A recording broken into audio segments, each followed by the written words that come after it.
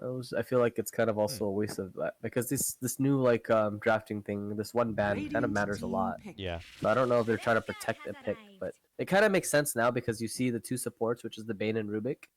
And Lycan is like he can just focus these supports Yeah. throughout the game, and he's like ignore the cores. So I guess it can make sense at the same time. For sure. Yeah, definitely Bane not a fan of the Wolfman for sure. And So even if Ember's there's one actually a core counter. now. Yeah, Ember's certainly core. I imagine this is going to be some core Dark Willow coming out or mid lane Jakiro or anything of that nature. But another one from the support shelf that we don't see a whole lot anymore. It used to be a tried and true pickup, but in this meta, Dark Willow seems very niche for support. Like it feels like teams are grabbing other options that can kind of do what she does. But is there something I'm missing, like that Dark Willow can bring to this particular game that another support would typically be able to do?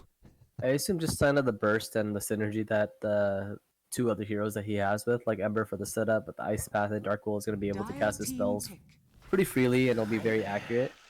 Viper comes out. Yikes! Actually. Disgusting pickup here. And Birmingham was certainly starting to resurface its ugly head yet again to be a lane dominator and just kind of mow things over. Secret in particular, I know pulled it out a couple of times, but it looks like it's made its way over to Americas. Oh, I think they like this Viper. If I recall, Crazy did this against an Ember mid before, but they have a Kunkka, which is also good versus Ember. So I'm a little. Yeah, where is the Viper going? Is some new Kezu offlane Viper coming, or if Keizu Kunkka. Keizu Kunkka could be a thing. I mean, he doesn't even know yet though what he would be laning against, which is a bit risky. But I'm sure Thunder Predator just as perplexed as we are. Well, they just grab a Brewmaster. All right, well, looking like the 3 position. It's a really nice pickup. Like this is a hero that can really kind of alongside with the Ember focus the backline. Because ideally, it's like you don't want to go on a Kunkka, you don't want to kill a Viper. Like you don't really have the heroes, but you definitely have the backline snipers to kill this Rubik and Bane, which is like important for all this control and CC for the team fights. But I mean, yeah, I mean it's because when you look at this Ember versus Kunkka matchup, it's a very volatile matchup. Kunkka I think wins like 70-80% of the time. He wins like the early game, but like when it comes to like mid game and late game, Ember completely wrecks because you can't really catch him anymore with this Kunkka. But yeah, I've seen Kunkka usually come out. I feel it's always been heavily favored. Mm-hmm. But no, like I said, I'm just curious what Crazy's trying to do here. If Vipers are hard here, because I know Ritsu used to like Viper playing. Oh yeah, in the safe lane. Safe lane so. Viper Ritsu. Interesting. But we'll see. Yeah, Kezu also has had a bit of flexibility in his role, so it really could go either way in this case. Well, that's a while. I mean, Ritsu hasn't really played a lot of competitive lately, so I was just thinking like Ritsu way back in the days. But I honestly doubt it's just probably going to be balanced between Brawl and Keizu. But Thunder Predator needs a win condition hero now. That's good versus what they see. Yeah, I mean, obviously something to really hit it home and bring it to the late game. Crazy think it was something like a Medusa. Trolls now rid, but so I don't know if it's going to be. It's a good guess. They banned the Medusa by Crazy there. Something they are accustomed to. Slark is actually really good, I think. Slark, huh? Yeah. Not really good, but it's decent. The Viper definitely makes things intriguing because potentially this Viper could be off lane for this pick. And you don't want to go too. Block picks like Spectre, obviously, and stuff like that. You just have to think about other scaling kind of options. Yeah, Ursa's good if you want to like throw in a fight, but not against Viper. Yeah, block picked the Ursa. Yeah, so what? They're I guess like, I didn't. Who cares? I guess they don't care. Or they're wagering it's Viper mid or something, or they don't care, or they just don't care. I think if Crazy were considering options for the Viper, it might be more likely Kezu's now. I mean, the thing about this Viper, when it was like back in the meta, like what 4 or 5 patches ago, where his cooldown on this Nether Toxin was like. You may now select your heroes. It's a good pick. All right. So Ritsu, Morphling, and what does that mean? Moon Meander Rubik. We know that, but wagering. No, they don't want to put Kunkka offlane now, so Viper has to play the offlane because you don't want a melee matchup versus melee. It feels really bad. Oh no, yeah, they got Bryle on the Viper, and they're gonna go Kezu on the Kunkka. Wow. All right. I was just getting ready to like theory craft, you know, what's Viper Rubik lane look like? Is it a good enough lane where Viper can kind of hold on his own and Rubik can be left to his own devices and roam around? But now it certainly will feel like the Rubik has to be by Kunkka more often than not, right? I mean, it was already going to be a bit of a difficult time for Well, Kunkka then to again, begin it's with. like I forget. So the positive side is Crazy is playing Radiant. So what's broken about like kind of Radiant is this: you're able to drag the wave onto your side on the other side because you can't really do it from Dire. You can't drag it in between the towers to deny a wave, right? So even if the lane does go south, it doesn't really matter. You can honestly pick any lane, and you're able to do this over and over, and being able to get levels and EXP no matter what. But on Dire, like I said, so I didn't really realize that. So. But I think in this, their goal in this lane is just constantly shove in with the Tidebringer alongside with Rubik's Nuke. Maybe you have, and then they can also like push and then drag the wave as well. So curious to see what they're gonna do. Demon, if you had to play on one of these two teams right now with this draft, who would you rather play on? What side? Oh, definitely Radiant. Definitely Crazy's lineup is a lot better. Who would you want to play? Like what lane would you want to be going to right now? Oh, let's see. I don't know. This I guess. No, the safe lane. This morph lane, I think he has the freest game. This is a super free morph game because they don't have heroes. I can just. It's like unless Ember can have a really good game and gets a very fast vessel, because they don't really have a purge from Crazy, and I don't think he's gonna have a great game. All right. So yeah. that's the thing. So I feel it's just really gonna come down to this Ember. And like Ursa's game is gonna be whatever because he won't be able to burst Morphling until like much later. This is like one of Ritsu's like most played and top tier heroes. Yeah. He loves it. Very sweaty on the hero for sure. Thunder Predator giving a lot of attention to the bottom lane for now. We're seeing adjacent action from Crazy up top as Moon swings through the neighborhood. Leo style versus Bryle. Two very accomplished. Maybe not so much accomplished, but two very mechanically skilled mid laners. Obviously, Bryle isn't accomplished in the sense that he's seen a lot of land play. I guess you could say the same for Leo style, but both these guys certainly tearing it up, I imagine, in the pub scene, in the scrims, and in these kind of tournaments. You know, always. See what Frank is doing? He pinged out where the ward was because he saw the tower aggro. You can see like he's standing here. He's like tower's not hitting. If he moves a little higher, he knew exactly where the ward is. Damn. The battle begins. Well played by Frank. We'll see if Aoi really wants to guard the ward, go for the deny. I'm sure it's something that they're now going to be privy to. If he's smart and he knows like they bring a sentry, because like a lot of people forget this mechanic. You should just deny your own ward to deny the golden XP. Absolutely. It still takes the 2 hits to deny, right? If you want to just deny it straight out. No. It takes like 3 hits, and then when it gets to half HP, then 1 more hit. Oh, jeez. Okay. I'm watching this mid matchup, but this should be like definitely Viper favors. Yeah, I was gonna say there's not many out there that can give Viper a run for the money here, but we'll have to see how crafty Leo style can be. He just needs to survive. He's only got 1 more shared tango left and a salve, so Bryle already laying it on pretty thick here. And he kind of got lucky because this Q takes actually so much mana, and he actually missed one of the attacks uphill, so he didn't get the 5 stack on him, and that kind of changes. Like it's these little details that actually make the matchup very different. Because Bryle needs to bring 1 mango already. Absolutely. We'll make the most of that situation there. Just poking by through the laning setup in the early game. Aoi's Bane trying to do his bully thing here, pushing back Frank, who's accompanied with Matthew's Dark Willow, and then of course up top MNZ and that kind of difficult lane matchup here. But to Moon Meander going in pretty deep to harass MJZ. But it's favored for Crazy right now. It really comes down to the next like 2 minutes on how much XP each team can get, because it's like I think the Ursa Jakiro lane is going to be more favored with like when they hit their level 3 peak, they can chase these heroes down. Ooh, bottom lane action now already under Ritsu here. He's going to start some early morphin and gets pushed all the way back. Aoi pressing forward a bit. He's got the sap.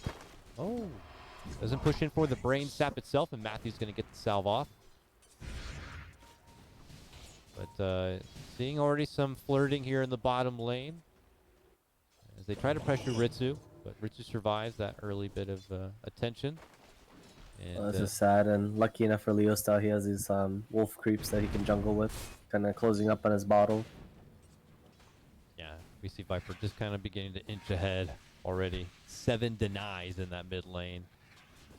But, Yeah, he's not having a great time. They're both level 3.5 though. Certainly the wolves do help. And look at this, he's gonna go for the wolves on the other side too. No, what he's gonna do is he wants to drag it all the way around in between his tier 1 and tier 2 to make this Viper like dive him. And this is the idea he probably should have had at the beginning, but he still did pretty well though in the laning phase. And Brawl kind of sees that now. Yeah. You see how like Brawl's missing 2 creeps because of this too. So it's like when you give your opponents like a decision like this, it's just like, what do I do? It's kind of like a kind of panic thing. I mean, yeah, it's nice. It's not meta enough that we're seeing it pulled out every time that you can practice and be prepared for Plan B. You know, kick off what I need to do in this situation, and they'll just have to kind of go on the fly. But yeah, they're dancing around and now pulling lanes back the other way.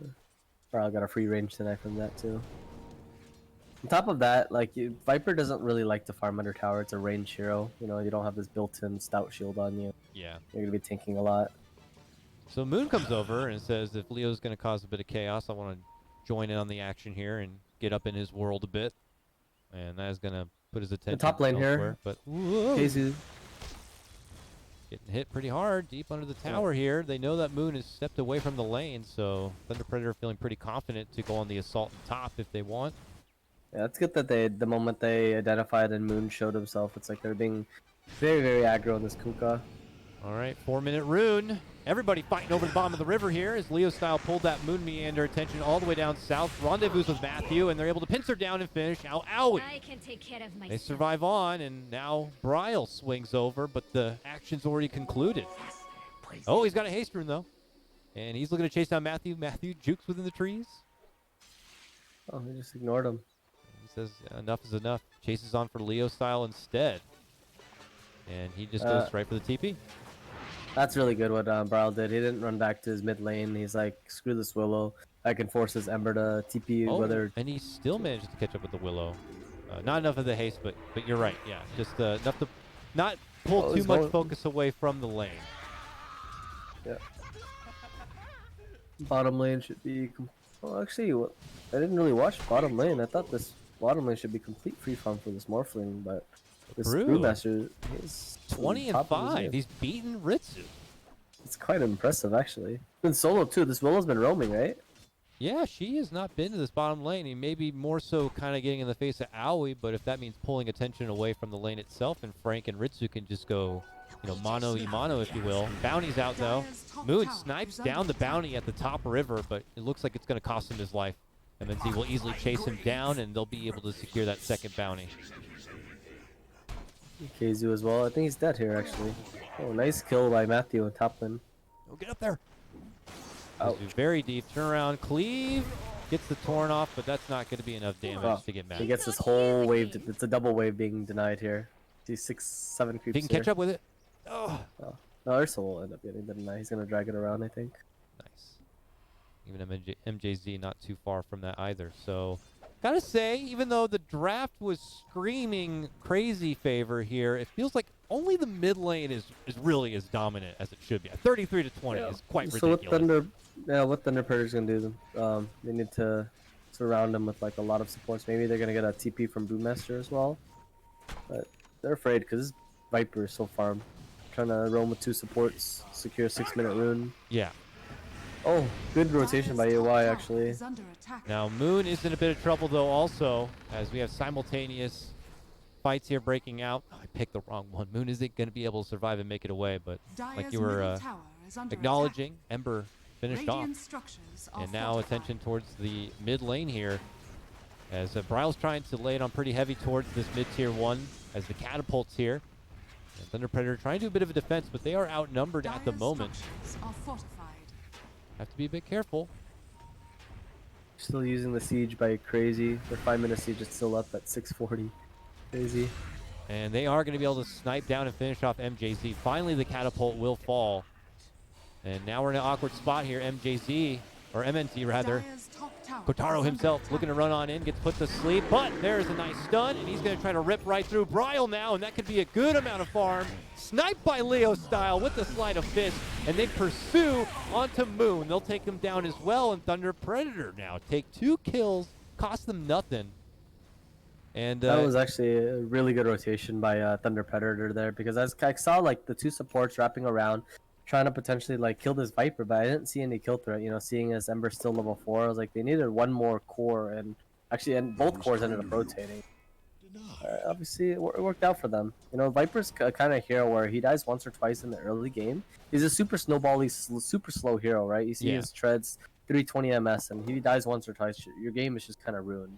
Because the point of this hero, it's like he's a snowball hero. He dominates his lane, and it's really hard to kill him. And the fact that you are able to kill him, it's just, you know, it ruins his game. If he dies one more time here, it's like I don't.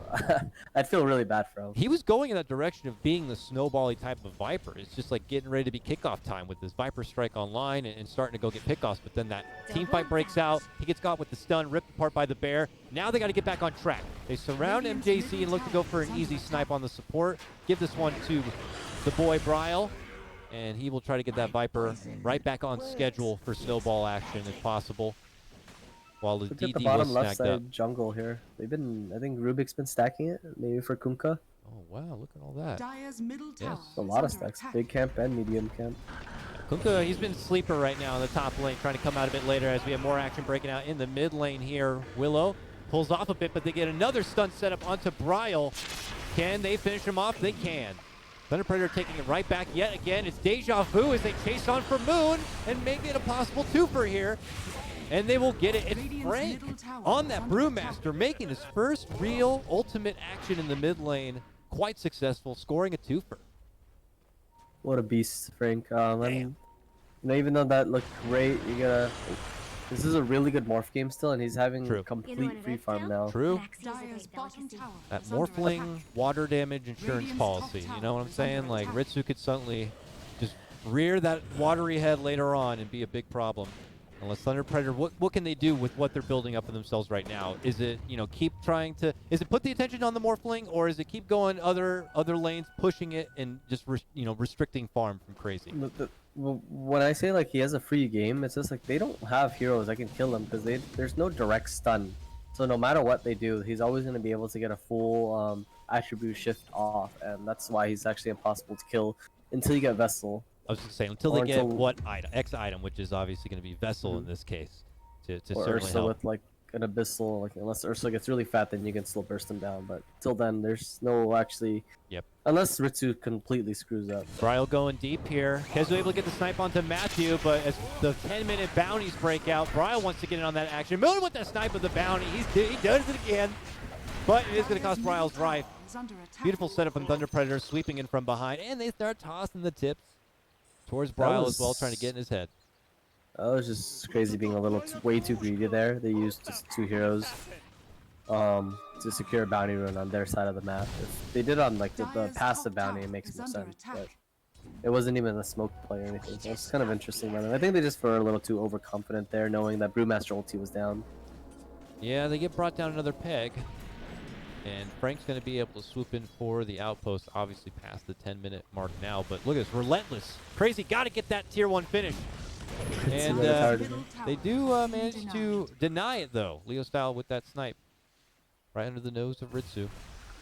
First rotation now at 11 minutes. He realized, he identified that Thunder Predator is slowly trying to like secure this bottom tower, bottom lane, so he wanted to get out of there. So he starts heading north, but action south. Solo kill by Matthew. Big play. I was catching the setup here on Matthew, or for Frank rather, and didn't quite catch that. So you have to give me the run back here as we. So he was standing on the high ground by the secret shop, and he was able to use Terrorize while the Morphling was running towards his top lane. He got the Terrorize off and just used his Bedlam. He just died because he was at full agility. And that's when that Dark Will niche pick happens to look real good as they chase on, though. They're looking for vengeance, but they have to fight through the trees, and they have MJZ there with a nice ice path. They eventually do sleep up the bear and just put him on blast as they hit him with everything they got. But he flexes out the ulti and he looks to turn it around. Oh no! Here comes Thunder Predator smacking back onto Crazy. Aui's going to be the second to fall. And they just could not break that bear fast enough. And now it's going to get Leo Style 2 kills. Wow, that's actually a really big deal. You know, Crazy was having, I think, a really good game. They had almost a 2K gold net worth advantage, but the fact that they're choosing this whole fight in bottom of Morphling, like Morphling was supposed to be able to free farm the jungle at this time, shoving this lane in, pressuring this tier 1, but instead they get nothing out of these deaths now. It's like, you know, these kind of fights, you're trying to make space for your carry, essentially. Yeah. Those like few little greedy kind of moments, and when they were getting in those little fights trying to push to tier 1, definitely pushed them back a bit. And then when they tried to get into their, you know, fight as 4 when they had Kezu with the boat and everything, it unfortunately didn't pan out as they were expecting. And now we're looking at Thunder Predator being in a pretty strong spot when Crazy were supposed to have more of this snowbally foursome. But to their benefit, they still got that Morphling card that they can pull out later. Oh my gosh, Willow actually, is she's really close to Vessel. Yes, she is. She is just about to have that fight booster. How much gold did he get from that solo kill? 335, probably a little more. Oh, battle did for you ward. want to do that? Still denied. Denied. Yep. Ember's going for scale with the blade mail. I like this build by Kazu a lot. I haven't seen this in a long time, but Whoa. you didn't know Radiant's Yule's middle is like a tower hard is under counter attack. to Ursa Mhm. because this whole like new status resistance that he has Yeah. for 4 seconds, and it disables for 2.5 seconds, so the duration of his ulti doesn't really last that long. Very nice. It ignores all status resistance. All right. Top, Top lane here. lane. Yeah, there's a boat. X setup finds connection onto MJZ, but they don't feel confident on trying to move in and finish their plate. So Crazy step off a bit, wagering that Thunder Predator are kind of moving in close. They got that ward that sees them shifting around. But obviously Thunder Predator can see the movement of Crazy and probably know that they're in a bit of vision. Thunder Predator can identify in like crazy missteps. It's gonna be a 3v like 4 fight top lane because they can like. Frank is kind of lingering around, and you see Crazy Viper's farming the jungle, Morphin's also farming the jungle, but they don't really have I guess yeah, they didn't have vision. Looking at their fog of war right now. I like what MJZ is doing though. He's just like playing this dead lane. He's kind of like hiding behind the tower and making like he should like dive me, you know, so my team can react and we can get all these return kills. You know, a lot of like you know, some other like say inexperienced teams that Jakiro would run forward past his tower, and if you die out there, it's really hard to react. Like we die like under your tower behind like, you know, all those trees up there, then like right now he's kind of like, well, he's pushing lane, he kind of sees where everyone's at. So 15-minute win. Crazy certainly don't have that quick burst kill and get out, hit and run potential. It takes a little bit more effort. We saw that bottom lane as they tried to go for Ursa. It takes effort, and Thunder Predator have plenty of time to respond to those plays.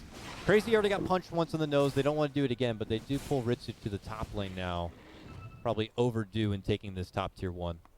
And what's kind of hurting is like, you know, the fact Crazy does have this mid tower, but it's this side lane tower that's actually really limiting their farm, because Thunder Predator is able to have the whole and Crazy jungle here, and like top lane, it's like you can see how hard Crazy's trying to get this tower. Yeah, they need it. They need to open up more access to farm for Ritsu God. But also pulling some attention towards the mid lane. They want to get that tower and try to stop Thunder Predator from taking this mid tier 1, but the bounty's out on Moon Meander's head. They get the setup with the Ice Path onto Bryle. Bryle has that DD, but he can't get away from being locked down in that position. He turns around with the Viper Strike and begins to take it to Leo style. We have a bit of a split-up fight here. As on the other side, it's Kezu getting slashed down from MNC. He gets finished. Moon Meander turns with the lift. And on the other side, it is Bryle ultimately going to get finished from Leo style. Certainly, it's Thunder Predator coming out confident, strong, and on top as they clean out also the mid-tier 1. MNZ is actually so farmed. He has Basher as well. He's about to have an answer for that Morphling real soon. Yeah. Oh, and a prompt Roche here, which Aoi obviously knows about. Ritsu, metamorph into the brew. He can't even get in there, man. He's getting permanently stunned. I can't even move, man. He's stuck. Throws in some beer. And try it. MNZ, though, is looking to go for the finish. Do they have a way to get in there? He goes in for it, but he's not going to get it. Ritsu. And he just finds himself in possibly a world of hurt. Or can he make it out? No. He shoves him back, but finally will fall. Now we just have crazy members frantically trying to find out what's left. They do get Frank. Frank in a bit of trouble. Real nice setup there. And Leo Style obviously a bit hurt. Thinks about retreating back a bit, but they got him with the X pullback, and then he remnants to the side and right back on out. They turn their sights onto Matthew. Tries to sweep him from behind. Now MNZ looking to get back into the swing and finishes off Viper here. Still looking strong for Thunder Predator as they take this one too. Still hold the Aegis, take another fight, and this game is just frantically slipping away from Crazy real fast. Maybe I should have mentioned that at the beginning, but you know how I always said like I like Crazy's draft more, but I think Thunder Predator is just a better team right now, seeing as you know Skeeter left or got kicked or whatever, but they're playing with Ritsu, who hasn't really been playing much Dota as of lately, and they needed a stand-in. So I don't know if he's gonna be a permanent member in the future or just like a temporary stand-in until they find something better. But hopefully, I mean, that was kind of like a flame, but no, obviously, just... if there's events where you want to be trying to, you know, find your groove or figure things out, obviously, Crazy want to keep playing Dota regardless if they lose a member or not, and courteous of Ritsu to be available enough to step in for them, whether this be a tryout or just kind of a fill-in for now. You know, Crazy looking to try to make it work. Regardless, but you're right. If I think about it, I think isn't Thunder Predator one of the best South American teams right now? Because Beast Coast is like kind of shaky, especially like having Moose playing position 5. He's learning a new role as well right now. Yeah, Thunder Predator were at the top. At least the last time we were doing this in season 1, I knew Thunder Predator were at the top, and since then, and I believe through like even ESL, I think they still have held that position. Beast Coast has been redeeming themselves since the last Pro Series a bit, but I don't think that they're at that #1 mark. I could be wrong, but you know, kind of getting myself back into the American scene as it is, and yeah, it certainly shows from both sides. You know, Crazy side without having Skeeter, having Ritsu, you know, they're kind of working back through the chemistry here as we find Kezu in a bit of trouble. He is surrounded quickly by 4. He's just trying to slow down this push on the bottom lane, but Thunder Predator can smell blood. You can tell how much they're playing as a team comparatively. Like when Crazy was like taking to tier 1 on top, they only had 2 heroes, 3 heroes lingering around, and whenever you see like Thunder trying to take an objective, they have 4 heroes always. And you know their 5th hero is like either farming or farming nearby where he's gonna be capable of connecting. And that's like the biggest thing, and how they're able to get a kill. Get a fast kill, surround the tower, and then it's like you don't want to react to that because your guy is already dead. Otherwise, he has to buy back and take a fight. And this is how you essentially surround a tower and like take objectives correctly. You need to have like the numbers around you. Oh no, they are getting surrounded here by Thunder Predator. Now Crazy do have the outpost. They call in more, but they are getting flanked. They jump in from all sides on Thunder Predator. They have Brew at the front, Ember going from the low ground to the high ground. They throw down the Macropyre. Crazy retreating north, trying to head to the hills to make it away. On fire, screaming and running. Aoi tries to block them off while MNZ is able to get the jump onto the big prize catch and finishes off Ritsu. Aoi will go down next as he hides within the trees. Kezu found his own safe spot to make it away, but the story is still the same. Thunder Predator are in a commanding position. I mean, are Crazy just totally delegated to trying to just give Ritsu all the farm they can and just avoid trouble in all fronts and push out side lanes now? I mean, the thing is, it's like, despite having such a good game by Ritsu, I think he ruined his own game by not seeing like an opening to rotate to the enemy off lane, or enemy safe lane, and pressuring this tier 1 like sooner. He's just like ruined his game. I think his early game death by the solo kill, Willow, also like, because he used his TP, so when he died, he had to run back to a lane as well, which is also big. And this is, like when this comes to this early game, so he missed his timing for his Eth Blade. He finished it around 20 minutes, and I think ideally you want to hit it like around the 16.5, 17-minute mark with complete free farm. Yeah. And you know these timings matter a lot. Yep. Fight here. As Thunder Predator feeling confident, they have the Aegis on their side, and they throw everyone they have into the Crazy jungle side. Owie though, he sneaks in, gets that cute little snipe on the Matthew. Doesn't care if he throws his own life away for it, but you know, it's a double kill for MNZ. I guess that can't matter a bit if he's just kind of bringing in more money, getting even closer now to the BKB. But like you mentioned, the timing's so important. In another universe, Ritsu would have that E-Blade sooner. Supports would not be as strong on the other side, and he could go around, get ganked, and get shotgun blasts like we see typical Morphling games do, but the timings are just not there. Now, I don't know if I'm missing something, but he's going Aghanims now. And the only hero that really benefits is, he doesn't want to become a Bane, which you have unlimited sat, but Kunkka with a nice AoE torch and duration, I guess, and cooldown. That's all you really get, right? So, suppose. Does he get the Tidebringer? No, he gets so what Torrent does, like you throw like torrents all around and like pretty much your whole screen.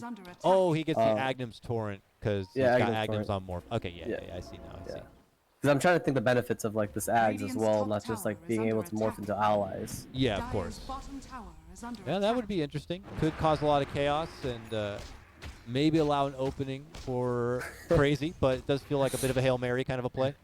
I mean, unless their Kunkka gets it too, and you have then the team fight's actually insane. That would be pretty wild. Now, let's go Lotus Orb though. BKB wouldn't care about that though. And wow, this Ursa, I've never seen this Ursa so far before, man. He's got it already. He's almost on path for almost the Abyssal. Oh, yeah. No one's stopping him. I think he's like one player, I think. Now Ritsu shows himself bottom. Leo Styles waiting within the trees. Tries to move in. Gets the chains. Willow's there, and Ritsu will join the rest of his team now. But we got to see if Thunder Predator are going to stay strong as they try to go for closure. You know, the American scene, we love it to death, but has been suspect to a lot of teams not being able to, you know, finish off their plate, finish out these games after they've built up, you know, a huge amount of wealth for themselves. It's about breaching into the high ground and trying to close things out. I feel like that's always been kind of a, you know, a harder thing. If there was a hexagon stat for America, I feel like that would be a little bit of a weaker one for them. So we'll see if Thunder Predator can kind of keep this momentum shifting as they go all the way into Crazy side and try to breach. Trying to find this morph thing. Oh, he got rooted by the little satyr creeps. Oh my god, that was really unfortunate. Quite unfortunate. And Thunder Predator hand off some money too. They let the creeps live because they did them such a service. They're trying to play fast. They're just like, screw these neutrals, just push out these lanes and just run on the other side of the map, because that's the only place that they can be. Thunder Predator, they identified like they don't really have the best tower push. AOI getting caught on here. Yeah, he's gonna almost get solo. He got solo kills pretty much from Matthew there. It's like always identifying the strengths and weaknesses of your lineup, right? That only push that they really have is like this Jakiro, who doesn't even have Liquid Fire maxed out yet. So their goal in this game is to continue snowballing by hindering their farm by hunting them. They want to constantly hunt them and kill them. Watch out, kids! Trouble's coming. Obviously, you know, they're just trying to push out these side lanes, stall things out. But obviously, Thunder Predator have ways to catch. Catch him here. Oh! Goes for the TP. And get the ult. Matthew God. Yeah, this is kind of hard for Crazy to come. I mean, they can still come back. It's hard because it's like I didn't expect Ursa to be this fat. And when Ursa's this fat and like, you know, with 6k gold advantage, it doesn't feel that good in the game. Like Crazy needs like this game to go into like 50 minutes for them to actually like being able to actually come back, like a 45-minute plus game. And they're trying their best to stall things out. Moon's been, you know, north, pushing out top lane as best as possible. He's got to push forward a bit. And they still finish now. Hold two of their 3 tier 2 towers. But you're right, you know, big items are coming online now. They could just take the Roche, get the Aegis, and go for the win.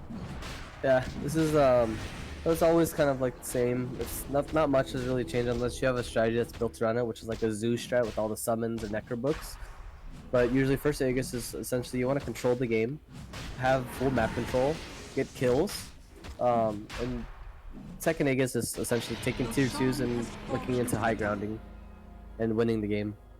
let's see if Thunder Predator can be successful in the game plan or not, and what CR4ZY will do to try to either stop them or slow them down to lay out this Aegis timing. Look at Matthew as well, preemptively setting up on this bottom lane, letting his whole team here. He's not going to show on the map. And if he does see anyone, he'll call someone a TP, and he's like, hey, I'm in position to have an amazing setup already. Here's Owie.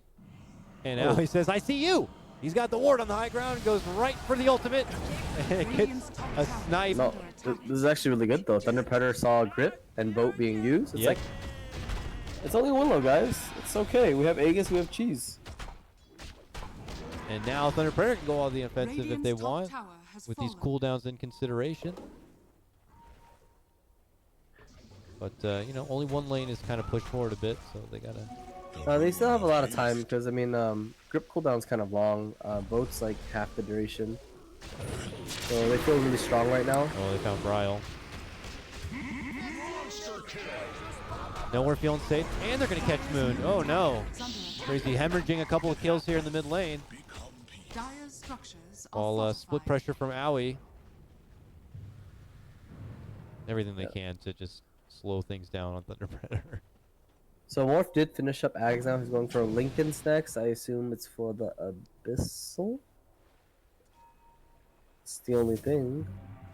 On who? I'm sorry? Morphling. He's aiming for Lincoln's next, but he's finished his Aghanims. Yes, yes. I want to see if it's going to be the Kunkka show or not. The Kunkka show. Yeah, if it's Kunkka, I'm actually curious who he's or going if to it's turn someone into. else. Yeah, maybe there's something we're missing. Maybe I don't know. I'm eager. Normally this is like just the Earthshaker thing. You don't want to turn into a Rubik. You can still turn into Viper, which is okay, I think. Bottom tower is under attack.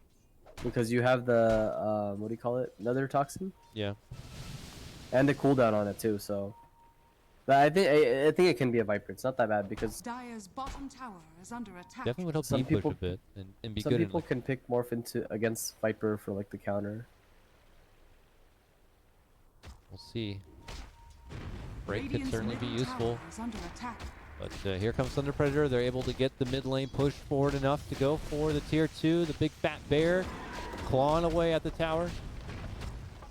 The support's nearby in case something does break out. Frank's got the blink and the Vlad's ready to go. He still pockets a lot of money. Contemplating going in the commitment for the pipe, but holding the buyback money for now. Well, that's sad. I don't think CR4ZY can push for a very long time now because Thunder Predator actually picked up a repair kit. I hate that item so much, man. It's the most. I feel it's such a broken item when you have heroes that can only slow siege. Yeah. The glyph I know is already like incredibly strong. Repair kit also. It just can shut a whole wave down. It's tier 2s and tier 3s as well because of the towers got buffed like what, a patch and a half ago. It's 200 damage now. Being split across the whole wave in heroes. It's quite ridiculous. As okay, here we go. I feel like this is like the first smoke of the game or something. Here we have Thunder Predator. Kinda is, huh? Yeah, I really have not seen any smokes this game. It's like they just keep going and fighting at runes and bounties, and that's been the fights. It's like they just meet for the same The second objective. smoke of the yeah. Oh, this is a 30-minute. Howie's been There you spotted. are. Does manage to get the sleep off. Well, there's the ice path, and that will allow quick work. And godlike now, Kataro. And he gets They the bounty. immediately cut back across on the left side of the map now because you can see the moment everyone showed bottom, like CR4ZY immediately reacted to shoving mid lane and pushing top lane in, and they got out of the base. They got out of their own containment. And here it is. Thunder's already crossing the map again. Let's see if they can catch anybody. I think CR4ZY are just already heading north, though, and trying to avoid any conflict at all. I want to see conflict because I want to know what this Aghanims is all about, but we may not see it until high ground here. It's all about Thunder Predator trying to get a lane to even push into high ground, but we may not even see this Aegis go to use at this rate. It doesn't look like it. I guess credit to There's a CR4ZY smoke. on that one, but they actually Smoked smoked. by CR4ZY here. They saw the smoke of Thunder Predator. Oh yeah, there's smokes. Let's go. Let's try to make something happen. It's risky, one but on it's the left side of rewarding. that. See what they can get.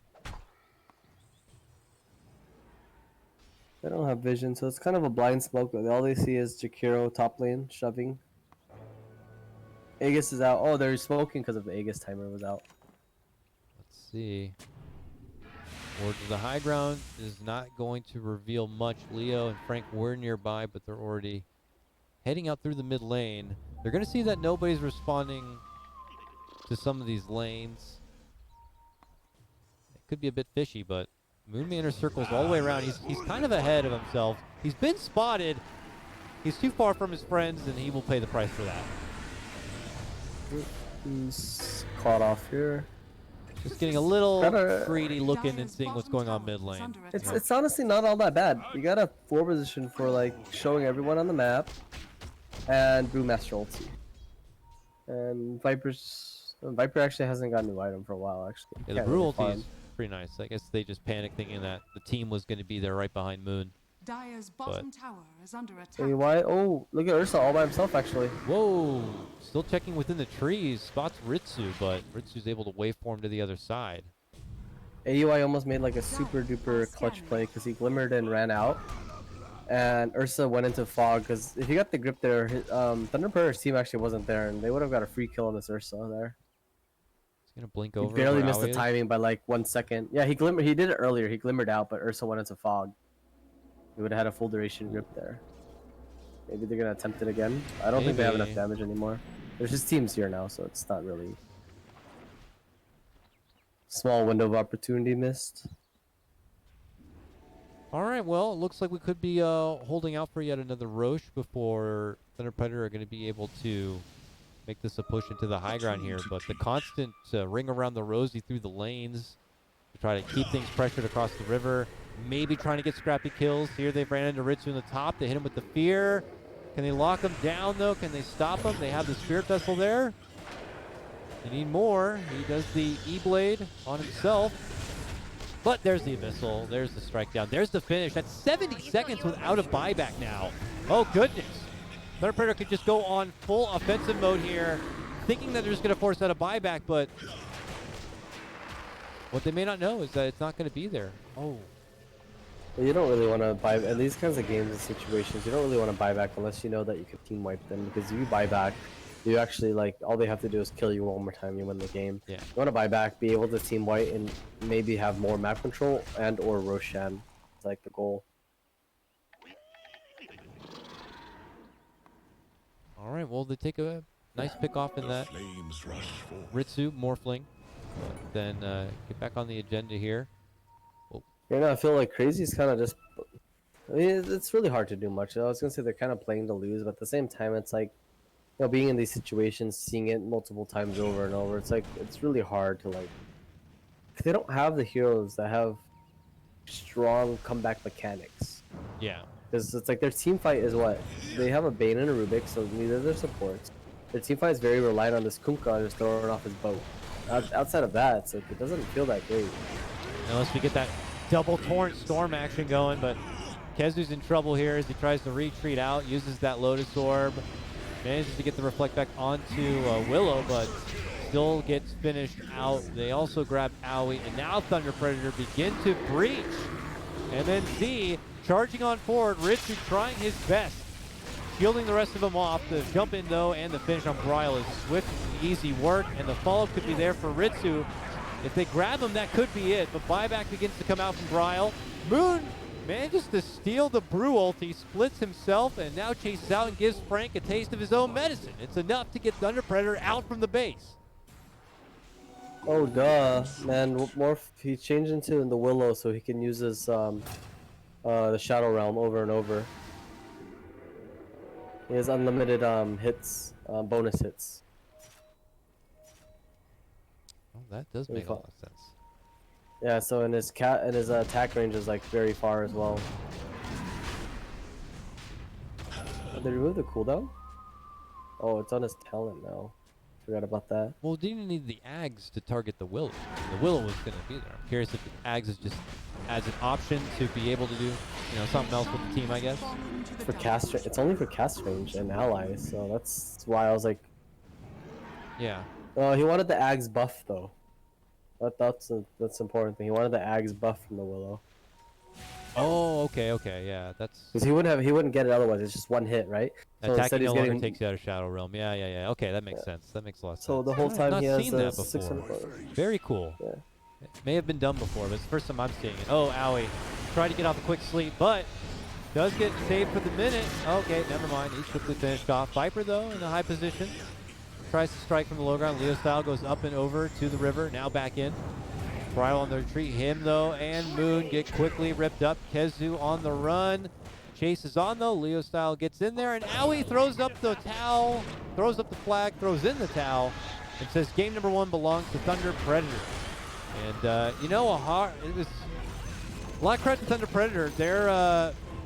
Their player skill really showing in this one, or at least they, like you mentioned before, their team chemistry really showing or outshowing the difference between them and where Crazy are currently standing.